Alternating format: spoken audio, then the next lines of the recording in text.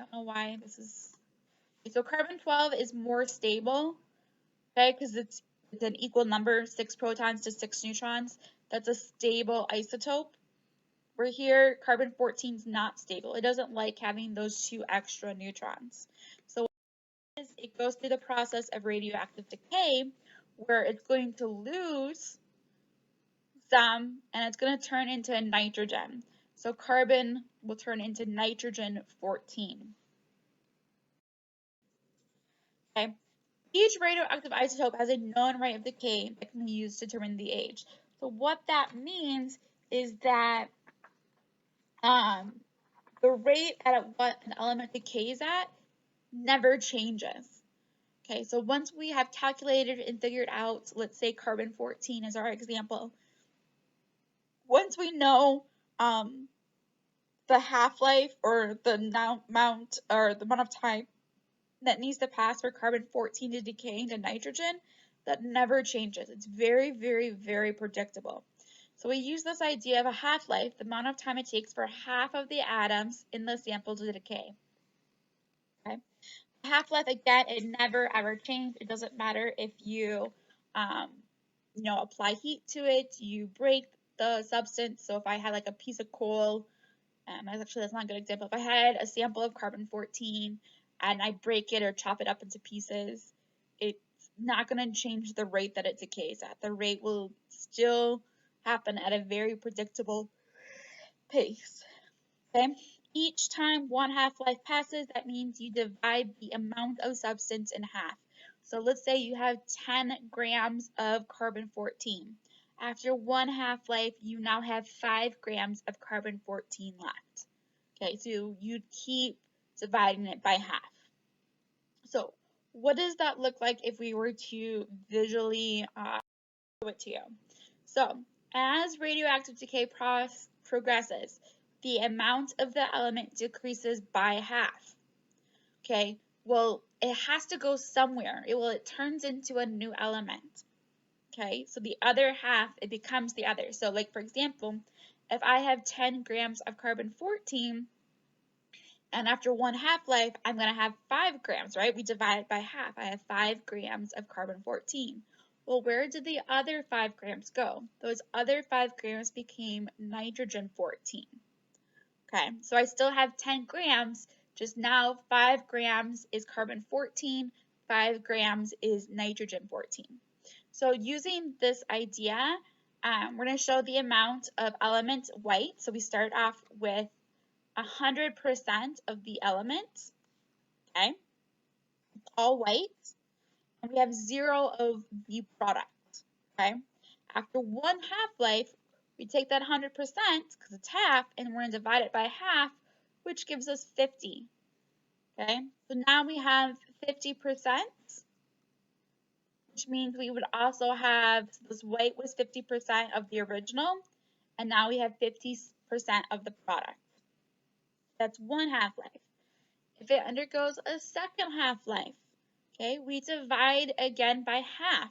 So half of 50 is 25. So now we have 25% of the original, which, and this will always, these two will always add up to 100. So 25 plus what equals 100? 75. Okay. So our third half-life, we take our elements and divide the 25% by half, which will give us 12.5%, which means 100 minus 12.5, that is, doing it in my head, I think 87.5, yep, so 87.5. Again, these add up to 100. So if I were to go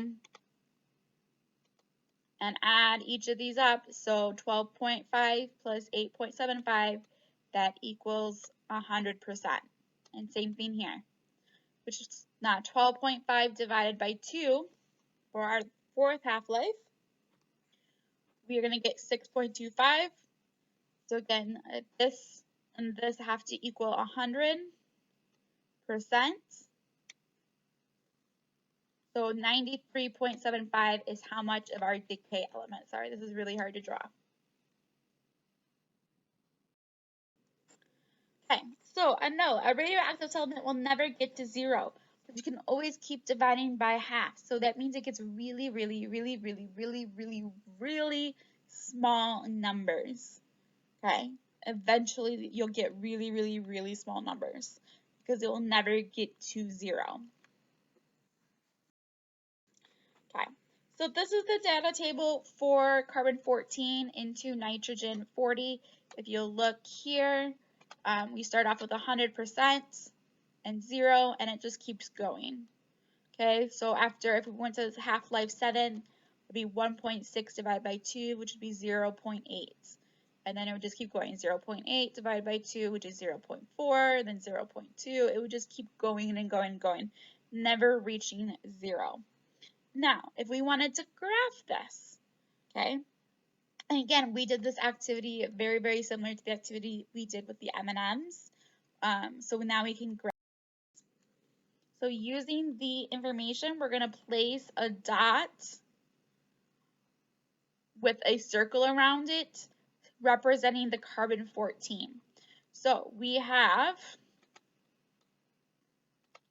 0, we have 100%. So 0 here, and then we're going to go up to the sides, the percent, so 0, 100% all the way up here. I'm going to put a dot. I'm going to put a circle around that dot. Okay. Then I'm going to go to 1.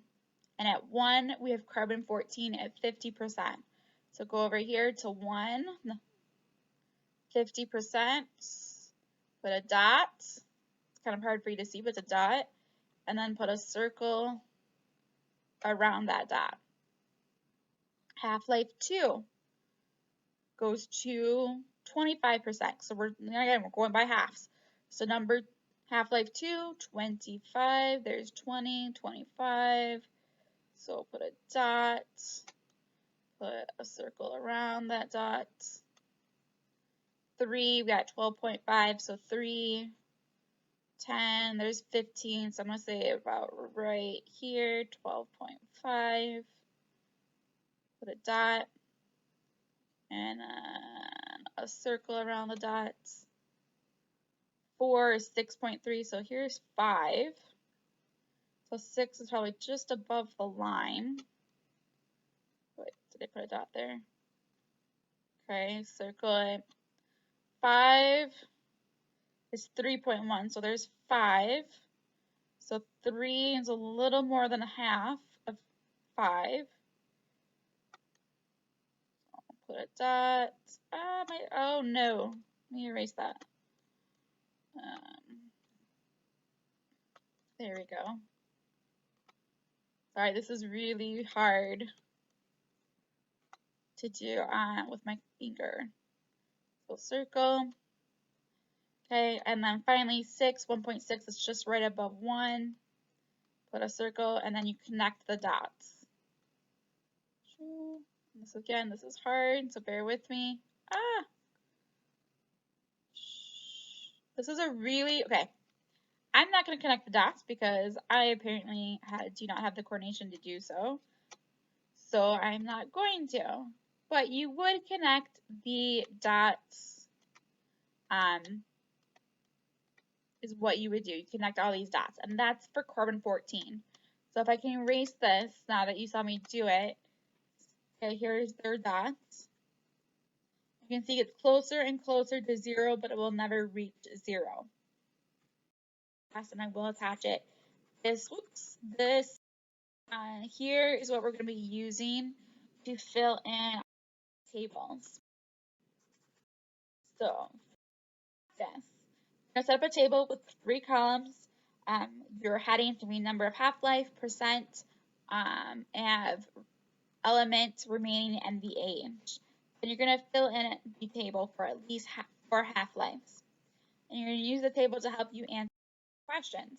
So, a human bone fossil was found to have 12.5% of the original amount of carbon 14 remaining. What is the approximate age of this bone?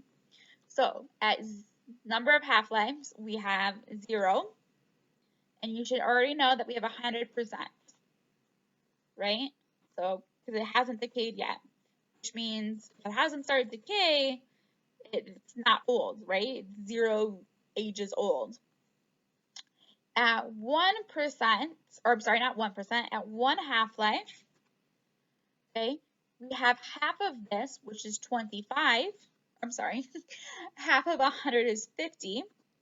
And based off of that table, we know that carbon has a half-life of 5,700 years. At half-life 2, we're going to take the 50%, divide it by 2 to get 25%, and we're going to add 5,700 years plus 5,700 years. So that equals 11,400. And again, this is just 5,700 plus another 5,700. Okay. Half-life 3. Okay, 25 divided by 2 is 12.5%. And that's what we want is 12.5%.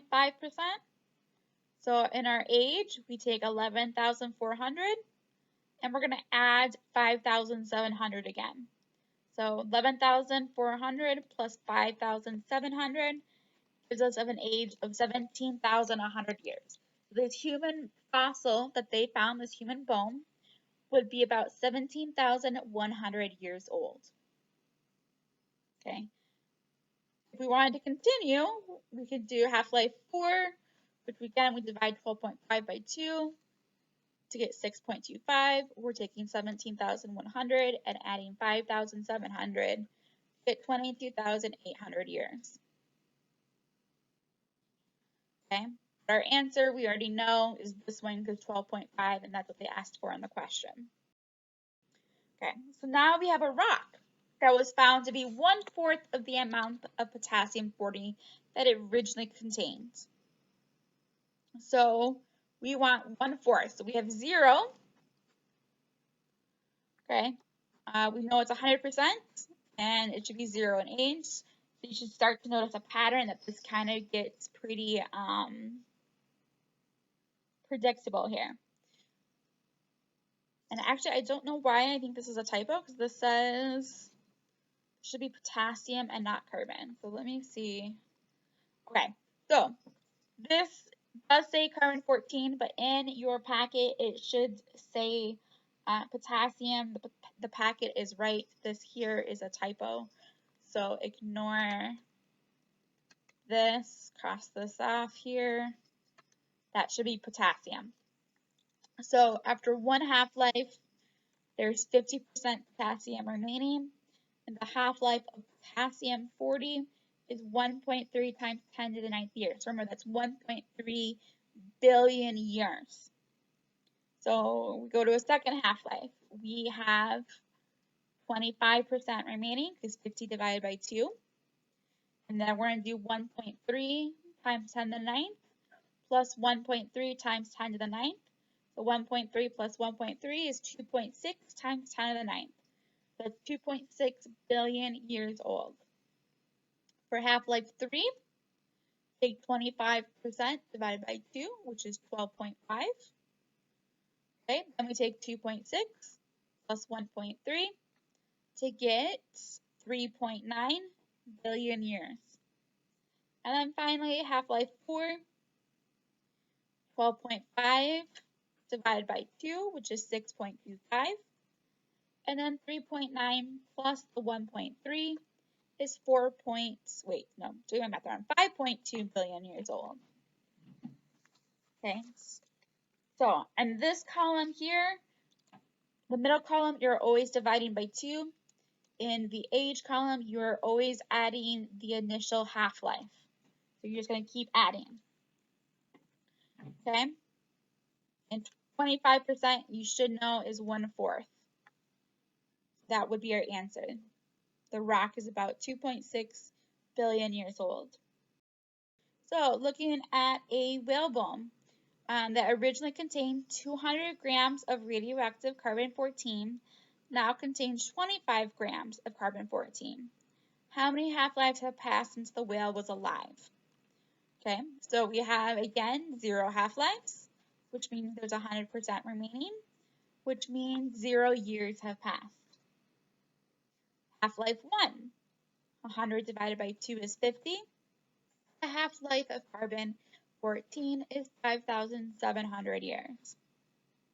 Half-life 2, we take 50% divided by 2, which is 25%, and 5,700 plus 5,700 to get 11,400. For half-life 3, we take 25% divided by 2, which is 12.5%. To get the age, we do 11,400 plus 5,700 to get 17,100 years. Half-life 4, we take 12.5% divided by 2 to get 6.25%. 17,100 plus 5,500 to get 22,800 years. Now to figure out what half-life we're looking at, we're going to divide 25 grams, so that's how much remained out of the original 200. And that's 1/8, and 1/8, so if you did 1 divided by 8, that would equal about 12.5. If you did the math, which again, I apologize for my writing, I'm doing this by hand. I don't have a mouse, which is making it harder, so this should be 12.5 there. So the whalebone is about 17,100 years old. Okay, a checkpoint question. The characteristic of the radioactive isotope uranium-238 that makes this isotope useful for accurately dating the age of rock is the isotopes A, organic origin, B, constant half-life, C, common occurrence in sediments, and D, resistance to weathering and erosion. Well, I haven't talked about weathering and erosion. I didn't talk about if it appears in sediment, and I didn't really talk about its origin. The only one that I've talked about is constant half-life, and that's what makes it really, really useful, is that half-life for uranium-238 decays at a very, very, very predictable, very consistent rate, which makes it very useful for us to use to date things.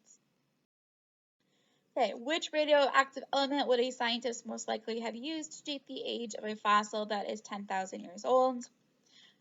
Potassium, uranium, and rubidium, if you remember from that table, which again I will post on Google Classroom. These are all in billions of years. The only one that's in thousands is carbon-14. So carbon-14 is what you would want to use. Okay, an igneous rock contains 10 grams of radioactive potassium-14 and a total of 10 grams of its decay product, which means that there was a total of 20 grams. And oh, I just realized, okay, ignore this, we're just going to do the table because we haven't talked about these yet here. So we're just going to fill in the table. So if we have 0 half-lives, okay, and this should be potassium, not carbon. It says potassium on your page, so your paper is right. This slide is wrong. So again, so 0, we have 100% potassium. Potassium has a 1.3 times 10 to the 9th half years, but at 100% it's 0. Half-life 1, so 100 divided by 2, which is 50%. And then again, like I said, it's 1.3 times 10 to the 9th years. Half-life 2, which means 50% divided by 2, which is 25%. Then we do 1.3 plus 1.3, which is 2.6 times 10 to the 9th. Half-life 3, we take 25% divided by 2, which is 12.5%. And then we do 2.6 plus 1.3, so that would be 3.9 times 10 to the 9th years. And half-life 4 would be 12.5% divided by 2, which is 6.25%. And then we do 3.9 plus 1.3 to get 5.2 times 10 to the 9th years. Again, don't worry about this. We're going to talk about this later on when we put the relative dating and absolute dating and put it all together. Okay. So, and then we know that it's 10 grams out of 20 because 10 plus 10 is 20 grams. So that's 50%. So it is 1.3 not time, excuse me, 1.3 times 10 to the 9th years old. Again, we're not worried about the times here. Okay, so this is a graph that shows the relationship between mass and time for 4 radioactive elements. We want to know which one shows the best for potassium 40. Remember, potassium 40 has a decay rate of 1.3 times 10 to the 9th years. Okay, so billion years. So we want to look at 1. So there's 2, there's 1.3. After the first one would be about 50. So it's going to be D. So again, remember potassium is 1.3. So if we go to half-life 1,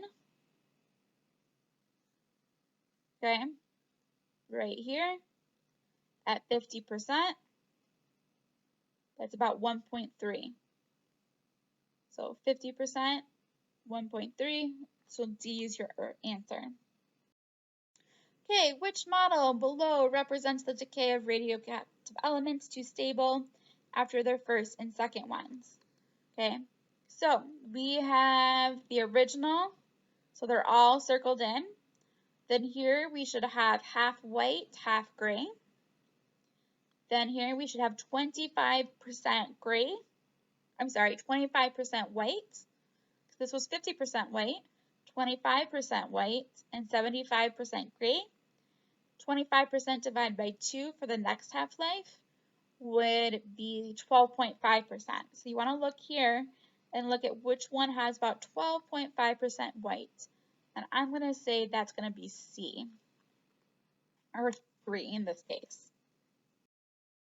Okay, and then finally our last question is we want to base your answer on the graph below, which shows the rate of radioactive decay of element A and the rate at which B is formed.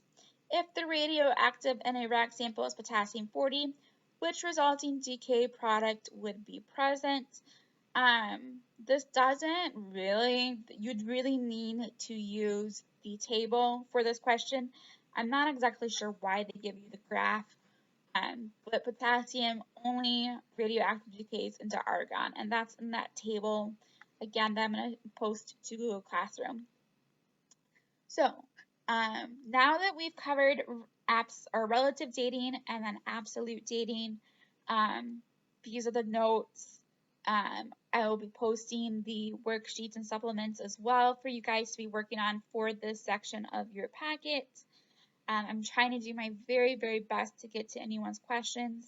I'm going to be working on grading, trying everything up to grading hopefully by no later than Wednesday. So please bear with me.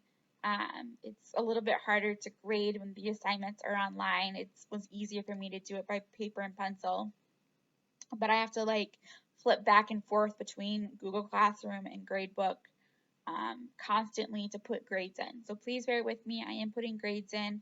If you have any questions, go ahead and contact me. The best way is on Remind, or you can use the Google Voice number I gave you as well.